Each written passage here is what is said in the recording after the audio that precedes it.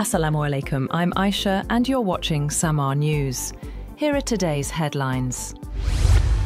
India's Tejas fighter jet crashed in front of a global audience at the Dubai Air Show, turning an aerobatic display into a fireball and another international embarrassment for the Indian Air Force.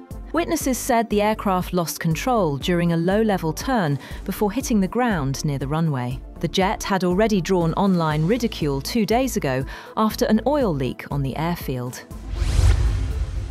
Ukrainian President Volodymyr Zelenskiy has said, after talks with a top US Army official, that he is ready for honest work with Washington on a plan to end the war in Ukraine, while European allies pushed back against punishing concessions to Russia. According to the US-backed plan, Kyiv would be required to give up the entire Donbas region and significantly downsize its military, conditions long seen by Ukraine's allies as tantamount to capitulation. The Russian Defense Ministry has said that 33 Ukrainian drones have been intercepted and destroyed over 5 Russian regions, Crimea and the Black Sea, overnight. At least 8 Russian airports have been forced to suspend operations during the night.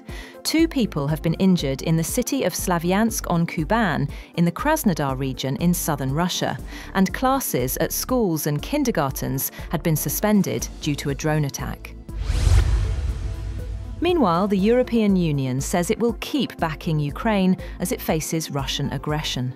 At the G20 summit in South Africa, EU Commission President Ursula von der Leyen said Ukraine can count on the bloc, calling the conflict an attack on the UN Charter. She said EU sanctions are hurting Russia, pointing to inflation, high rates, and an overheated war economy.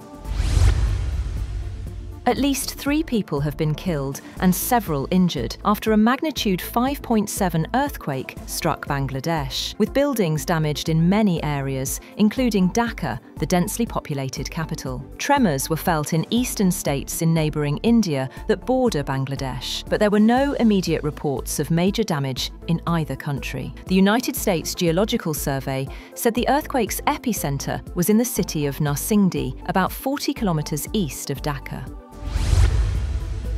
The United Arab Emirates has said that it will invest up to $50 billion in Canada under a framework that includes projects in artificial intelligence, energy, and mining sectors. The UAE has been looking to expand its energy investments abroad, especially through its recently launched firm XRG, the foreign investment arm of Abu Dhabi's oil major ADNOC. Abu Dhabi is also investing heavily in AI, with plans to build one of the world's largest data center hubs in the country with US technology.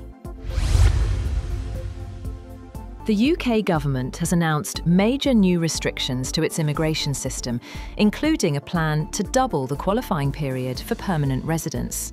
The changes, outlined by Home Secretary Shabana Mahmood in Parliament, are expected to impact more than 2.6 million migrants who arrived since 2021.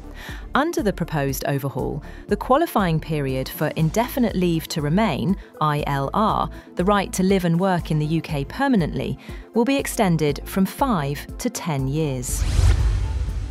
Mexico has officially claimed the Miss Universe 2025 crown, delivering an emotional victory in a pageant marked by glamour, global unity, and unprecedented controversy. Fatima Bosch, a 25-year-old humanitarian, emerged as a fan favourite despite facing public humiliation earlier in the competition. In a dazzling finale held in Bangkok, Thailand, Mexico's Fatima Bosch outshone finalists from around the world to win the 74th Miss Universe title. She was crowned by reigning Miss Universe 2024 Victoria Kjær Telvig of Denmark. That's all for now. For more updates, visit www.samaa.tv. Thank you for watching Samaa News.